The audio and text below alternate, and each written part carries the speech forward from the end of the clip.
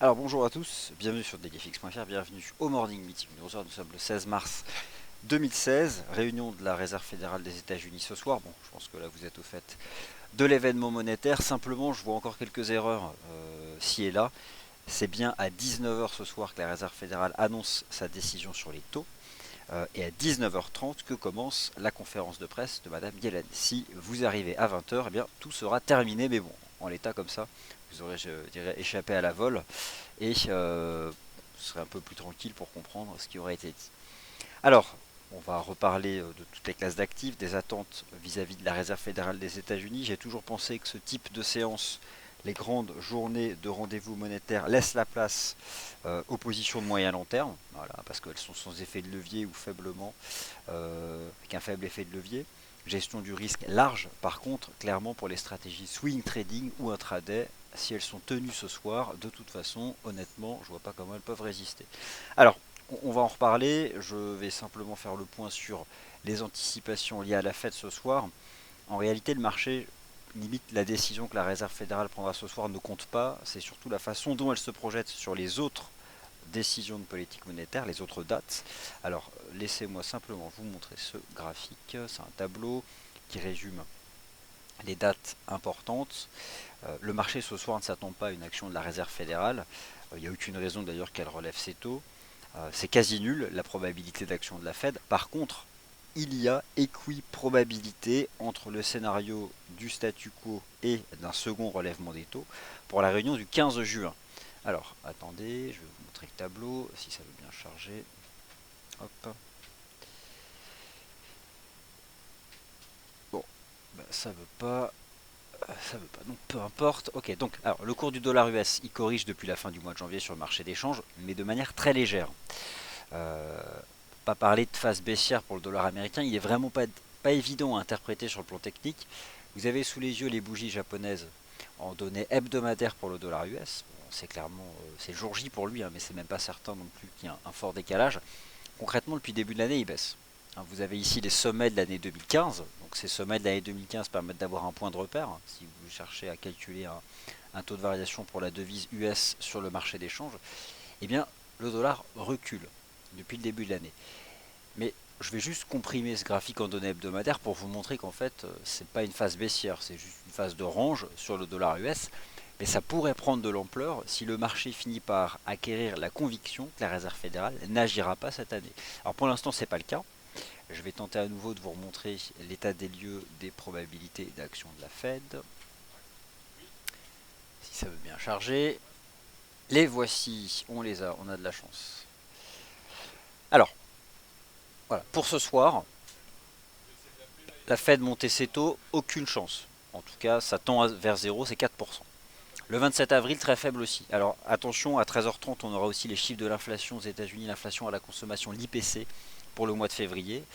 Alors c'est pas la première ni la seconde estimation. Pour la publication des statistiques sur les prix aux États-Unis, il y a un chiffre par mois. Et c'est le chiffre définitif, donc ça c'est celle du mois de février. Il est important ce chiffre de l'IPC parce que c'est lui qui en décembre a dépassé la cible de la Fed. Alors, la cible de la Fed c'est 2%, mais après il y a plein de lectures de l'inflation, différents indicateurs, et pour ces mêmes indicateurs, différentes variantes. En tout cas, celui-ci, publié à 13h30, a dépassé la cible de la Réserve fédérale. On peut déjà s'attendre donc à 13h30 à un bond de volatilité. Mais ce sera probablement anecdotique par rapport à ce que le marché envisage dans l'intervalle de temps 19h et 19h45 on va dire. 19h c'est l'annonce sur les taux et le communiqué de presse. Donc ce sera l'équivalent de 13h45 la semaine dernière pour la Banque Centrale Européenne. Et puis 19h30 sera l'équivalent de 14h30, donc c'était la conférence de presse de Mario Draghi. Non, en réalité, le communiqué et derrière le listing des risques et surtout la lecture des risques de la Réserve fédérale sera la source des anticipations sur le cycle des taux d'intérêt de la Réserve fédérale lors des prochaines décisions de politique monétaire. 27 avril, 15 juin, 27 juillet, 21 septembre, 2 novembre et 14 décembre, 6 dates, 6 rendez-vous pour 6 probabilités de relèvement des taux. La date sur laquelle il y a équiprobabilité, donc un vrai débat entre les économistes et les investisseurs, c'est le 15 juin, 50-50. Et c'est probablement ce rendez-vous-là, à l'ouverture donc de l'été prochain, sur lequel le marché va se concentrer. Si ce soir des éléments amènent à voir la probabilité actuellement équiprobable du 15 juin dépasser 50%, on peut envisager une appréciation du dollar US. Au contraire, une lecture agressive des risques fondamentaux, qui s'opposerait à une approche un peu plus modérée, verrait cette équiprobabilité basculer sous 50. Et dans ce cas, je pense que le dollar américain ne va pas chuter, mais poursuivre sa phase de dépréciation très progressive qui a débuté fin janvier. Alors moi j'ai pas la réponse, et je me garderai bien d'émettre un scénario sur ce qui sera dit ce soir. Par contre, je sais une chose, c'est que la clôture du marché d'échange ce soir me donne la stratégie, les stratégies Forex de demain, de vendredi et de toute la semaine prochaine. Donc l'idée c'est ça, c'est d'être prêt, de connaître tous ces niveaux et de savoir à la clôture de Wall Street ce soir ce qu'on fait dès demain matin à l'ouverture de la session européenne. Alors, malgré tout, il y avait des choses intéressantes à faire et peut-être encore à faire là à l'ouverture de la session US sur le FX. Mais pour répondre à cette question qui est celle de certains participants, que penser du dollar US aujourd'hui?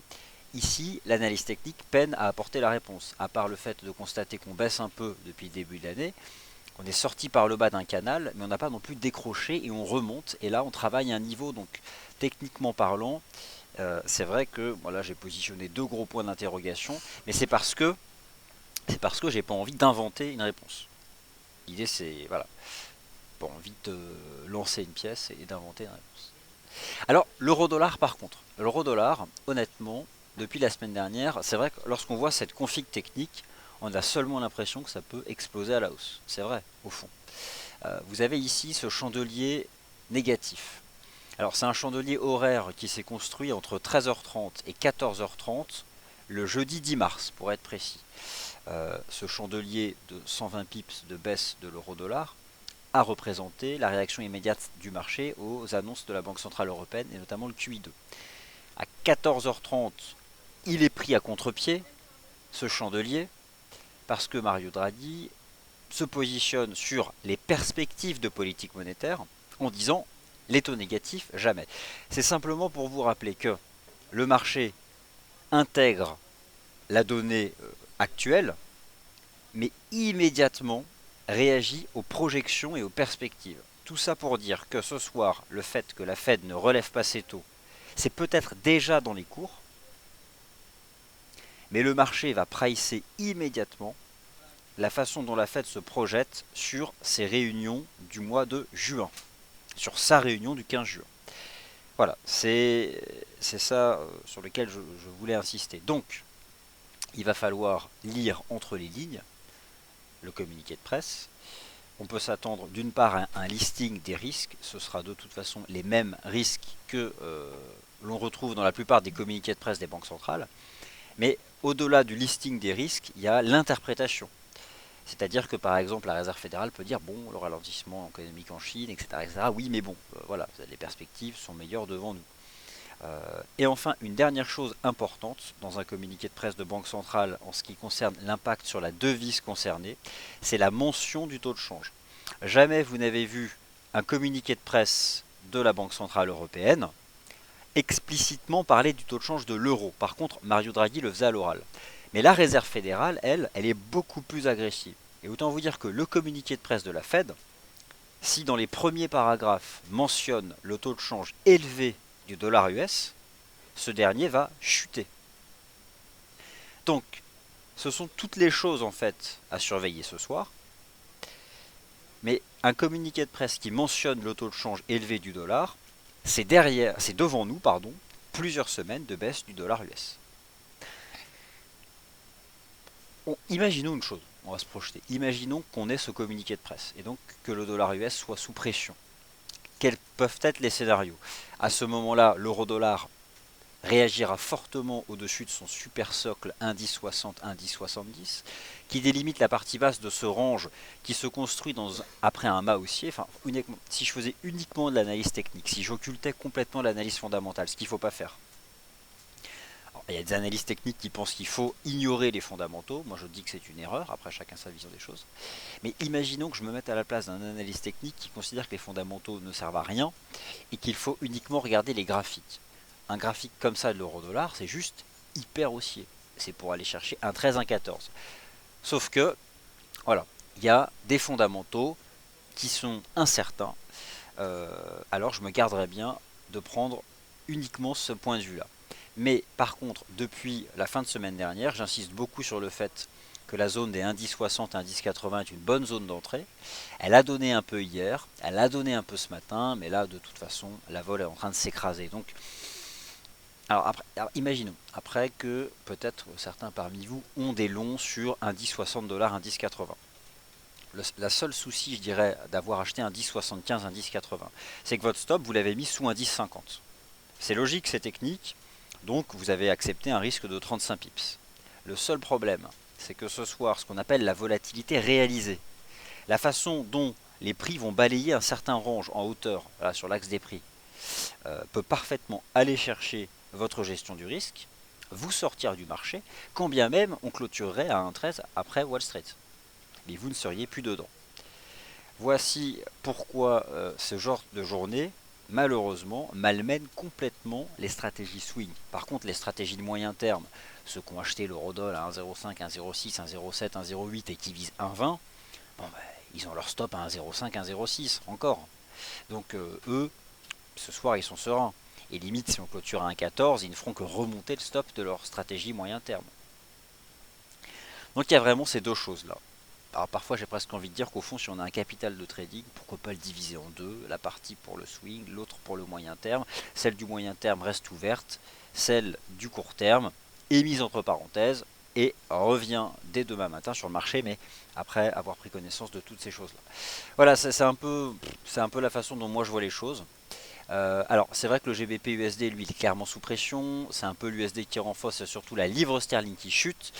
Demain, juste après la Fed, demain à l'heure du déjeuner, il y a donc une décision de politique monétaire de la Banque d'Angleterre.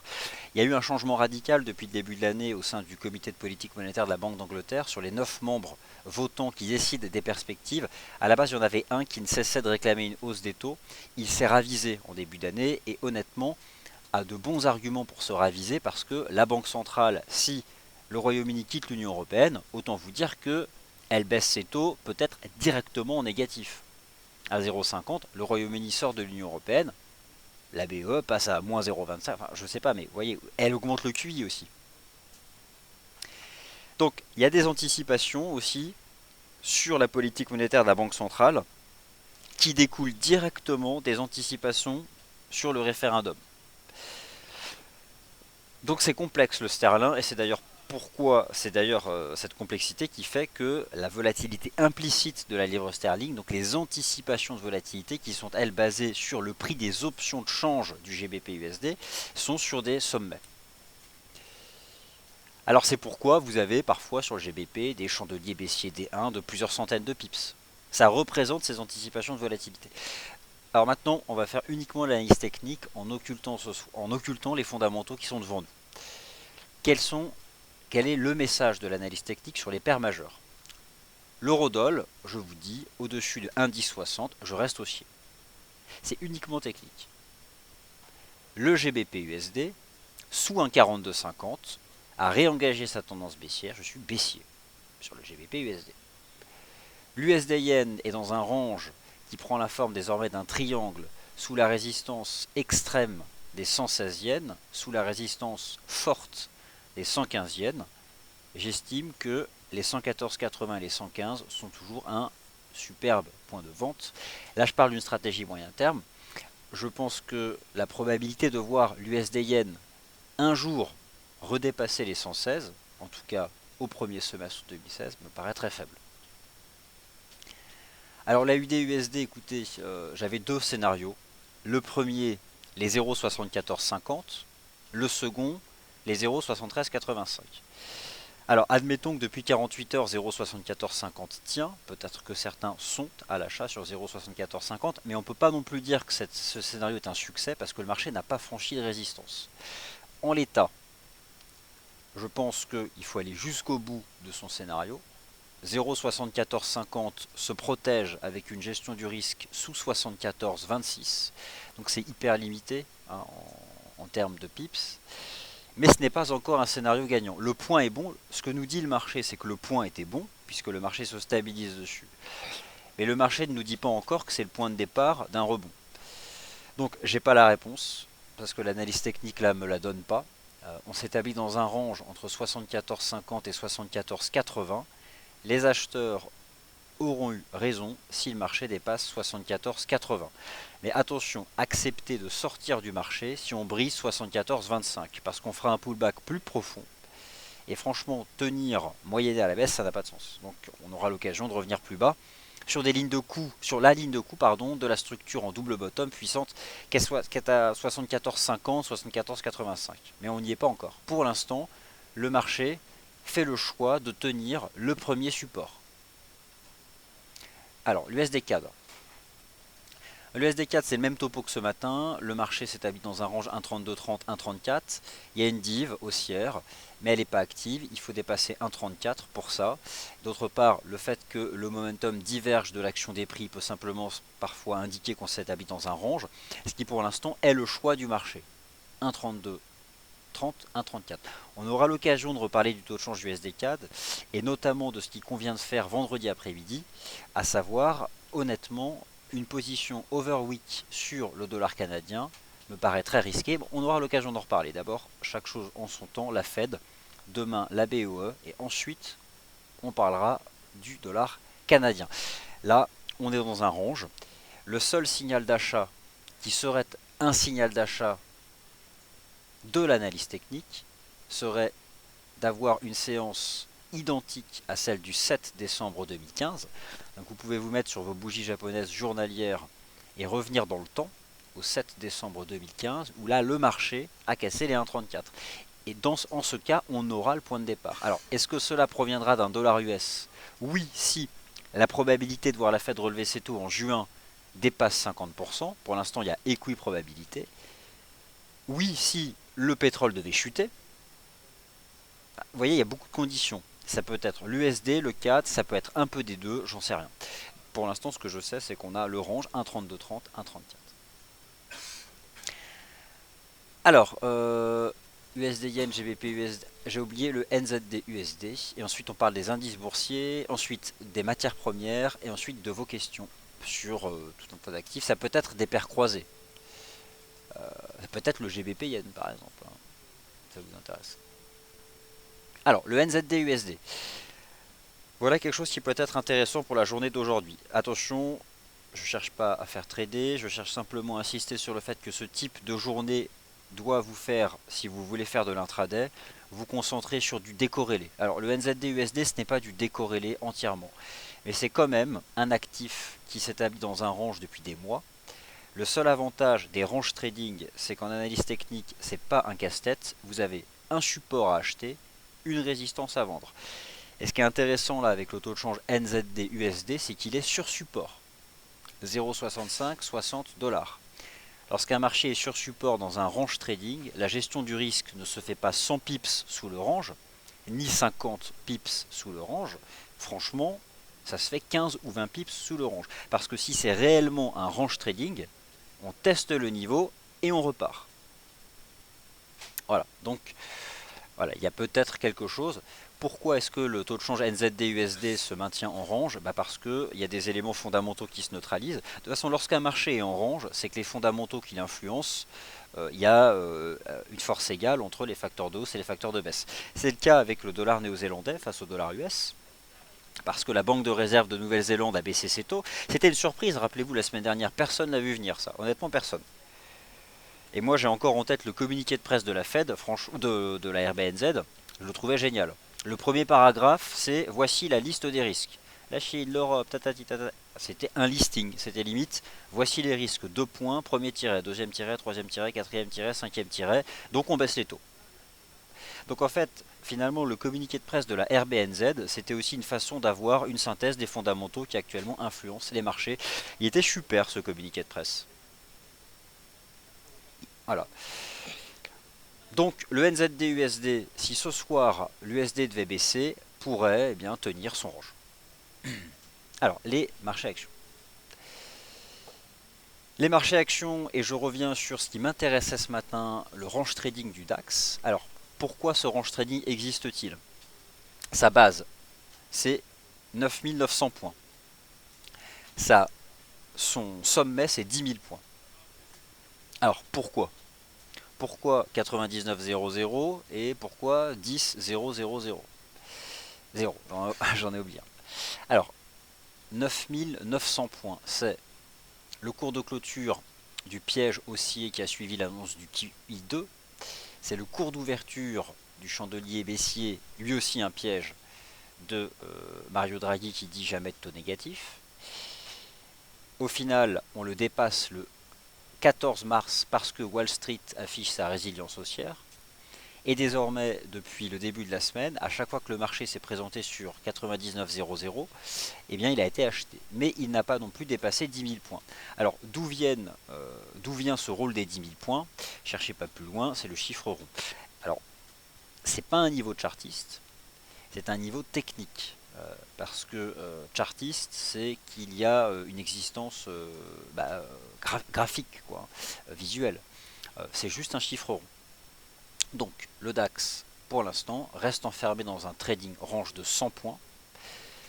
La conviction, c'est que ce soir, on en sort. Par contre, dans quel sens? Là encore, tout dépendra de l'ajustement des anticipations vis-à-vis du cycle des taux d'intérêt de la Fed. Après, admettons tout de même qu'une réserve fédérale accommodante, faisant remonter l'euro-dollar, et bien sûr, à travers la baisse du dollar US, soutenir Wall Street aurait quand même un impact positif sur les marchés actions européens. Mais il serait sous-performant. Parce que si l'euro-dollar remonte, l'Europe sous-performera Wall Street. Mais si Wall Street décide de monter, l'Europe ne baissera pas. Donc tout est l'histoire en fait de comportement relatif. Donc on peut s'attendre avec une Fed accommodante à voir le DAX en sortir par le haut de ce range. Et son objectif immédiat, c'est pas compliqué, dans un range trading, vous avez la hauteur que vous projetez au point de cassure, ce qui vous donne du 10 100 points. Techniquement parlant, ce serait très dommageable de rebasculer sous 99,00. Qu'est-ce qui pourrait amener le DAX à casser son support? C'est une Janet Yellen hyper agressive, dans le sens, les fondamentaux de l'économie américaine sont bons. La consommation des ménages est solide. L'économie US peut parfaitement bien se comporter en termes de commerce extérieur avec un dollar fort. D'ailleurs, le dollar fort, c'est bon pour l'économie américaine. Ça, un discours comme ça, alors là, le dollar US explose à la hausse. Et les marchés actions seront mis sous pression, parce que ça veut dire que la Fed relèvera ses taux dès la prochaine réunion. Et franchement, honnêtement, c'est pas le scénario principal. Mais avec la Réserve fédérale, il faut s'attendre à tout. Moi, c'est vraiment l'expérience que j'ai du passé. Il faut s'attendre à tout, et surtout à ce qu'à tout moment, la confiance que les Américains ont en leur économie refasse surface. Mais c'est pas le scénario que j'ai pour ce soir. Mais c'est une possibilité.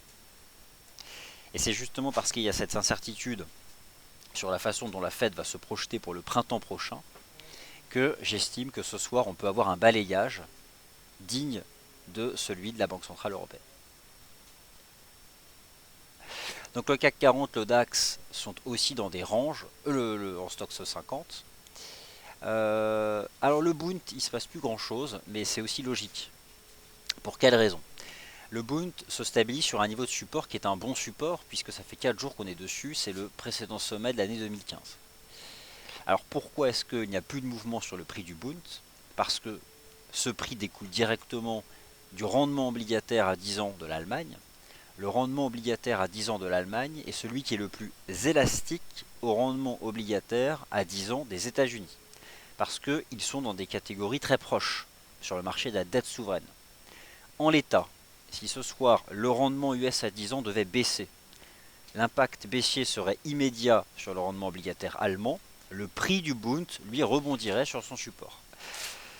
Donc ça aussi, c'est quelque chose que je vais surveiller pour ce soir. Et je pense que ce soir, lorsqu'on suivra en direct la décision sur les taux et la conférence de presse de Madame Yellen, on va se concentrer sur Wall Street, le SP500, le taux de change euro-dollar et le Bund. On aura comme ça une vision instantanée de la réaction des rendements obligataires, du taux de change du dollar US et des marchés actions. Et derrière, on repassera tout en revue. Alors, je vais juste vous donner mon opinion sur le métal jaune et ensuite quelques paires en yens et ensuite vos questions. Juste, laissez-moi ouvrir ma disposition graphique.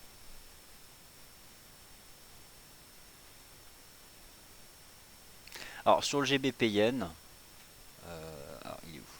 Oui, alors l'or c'est ce que fait l'or c'est exceptionnel. Enfin c'est exceptionnel pour un technicien comme moi, ça fait vraiment partie des phases où on se rend compte du rôle de l'analyse technique sur la formation des prix. Alors je vous ai parlé de la UD-USD qui tergiversait, qui ne faisait pas de choix technique, c'est-à-dire soit tenir 74,50 et monter, soit baisser à 73,85. L'once d'or fait la même chose. C'est-à-dire que l'once d'or, lorsqu'il a cassé 1237, tout le monde pensait qu'il allait chuter à 1200 dollars. En fait, tous les traders, enfin tous les investisseurs veulent acheter 1200 dollars. Je parle des retardataires, ceux qui n'ont pas été dans le mouvement haussier de janvier-février. Tout le monde veut 1200 dollars en se disant on vise 1400. Voilà, c'est l'actif de diversification, c'est la valeur refuge, etc., etc., etc. Bref.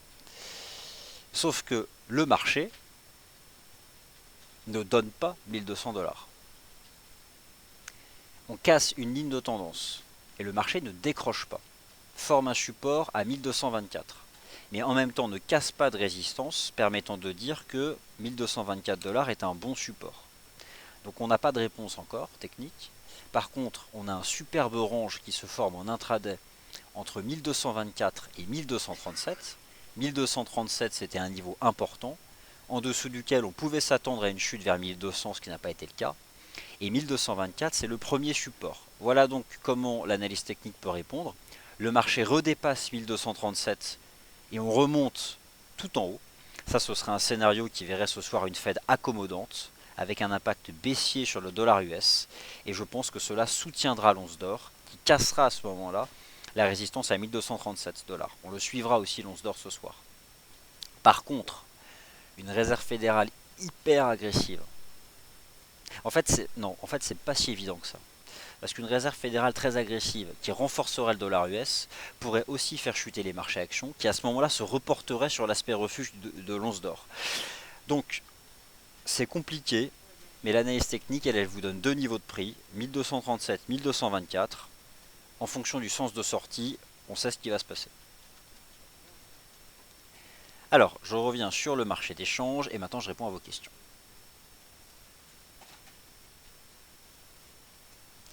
Alors, bonjour Vincent, quand assisterons-nous à une décorrélation entre le prix du pétrole et les indices? Probablement lorsque le prix du pétrole reviendra à un certain niveau où il mettra en équilibre les bénéfices pour les consommateurs et les bénéfices pour les producteurs.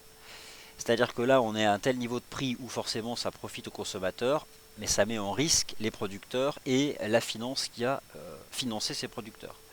Mais il existe probablement, je ne suis pas spécialiste, mais il existe probablement un niveau de prix où tout le monde y trouve son compte. Et c'est ce jour-là où le pétrole redeviendra pour le marché un facteur beaucoup plus neutre qu'il ne l'est maintenant. Alors le GBP Yen. Donc le GBP Yen, on va tout de suite le regarder. Il est où? GBP Yen, il a disparu. Il est là. Alors le GBP Yen. On en a parlé hier, on visait 159,50, le marché a fait 159,50. Maintenant, il y a deux hypothèses.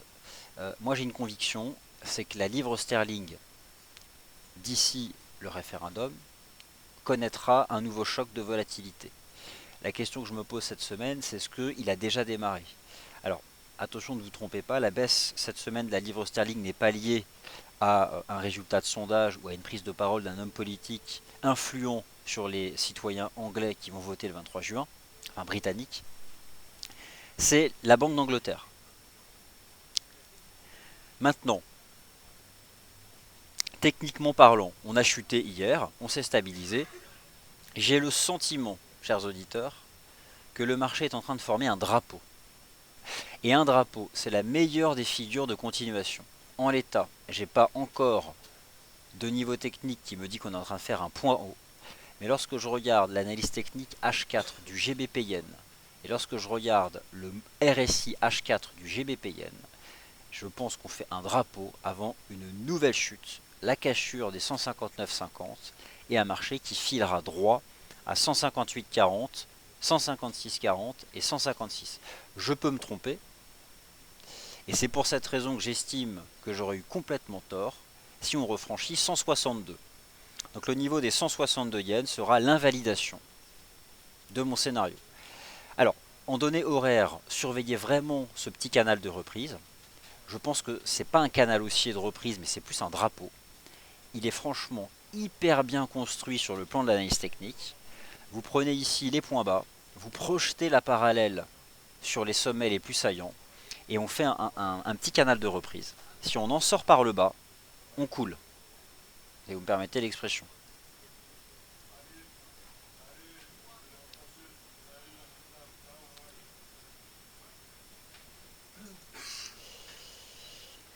Alors, bonjour à tous.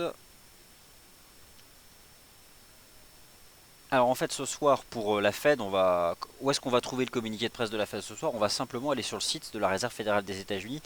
Je l'utilise à chaque fois et je suis bluffé parce que à la seconde près, le communiqué est disponible. Donc c'est super et on l'aura en temps réel. Donc voilà, alors je vois que beaucoup de traders là me posent la question, s'interrogent sur cette remontée du GBP Yen. Je pense que c'est simplement une respiration et que prochainement on rebaissera fortement. Donc surveillez cette pattern intraday. Alors le NZD USD présente un range de 100 pips, 0,66 20 dollars, 0,67 20 dollars. Alors Omer nous dit mais comment la Fed pourrait se montrer confiante ce soir avec les faillites dans certaines structures de pétrole aux États-Unis? Bah oui, mais c'est en effet ce qu'on pense aussi, hein, c'est-à-dire que mais il faut jamais douter de la capacité des Américains à être confiants, même quand ça va mal. Donc il faut rien écarter comme scénario. C'est d'ailleurs pour c'est une des raisons qui fait que leur croissance économique potentielle a toujours été supérieure à celle de l'Europe.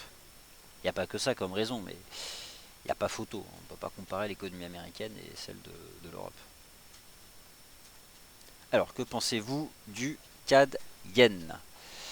Alors, ce que je pense du CAD Yen, c'est qu'il est intéressant. On a un triangle, un rejet le 14 mars, et à court terme, dans le triangle, on fait un petit canal. Alors, le CAD Yen serait sous pression si on en sortait par le bas. Pour l'instant, c'est pas le cas, mais je le surveille beaucoup. Et j'ai quand même un scénario qui consiste à viser un retour en bas, donc aux alentours des 80-81.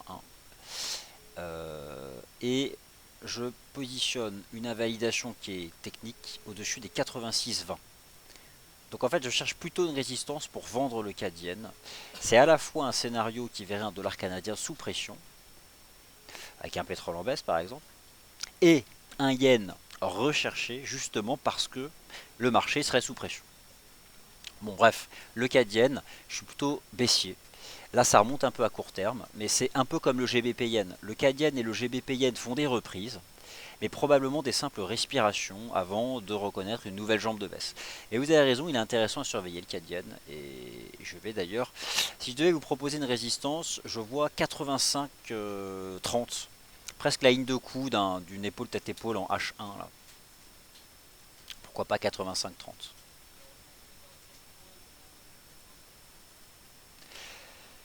Voilà, bah écoutez, j'ai répondu à toutes vos questions, donc merci d'avoir participé à ce morning meeting. Vous retrouvez Sylvain à 13h pour le 13h des day traders. Moi, je vous retrouve à 15h15 pour le débriefing des chiffres de l'inflation et la consommation aux États-Unis. Et puis, je vous retrouve surtout à 18h45 pour le communiqué de presse de la Fed, la conférence de presse de Janet Yellen, le décryptage, l'impact sur les marchés et des stratégies donc, de trading pour la fin du mois de mars. Merci à tous et à tout à l'heure.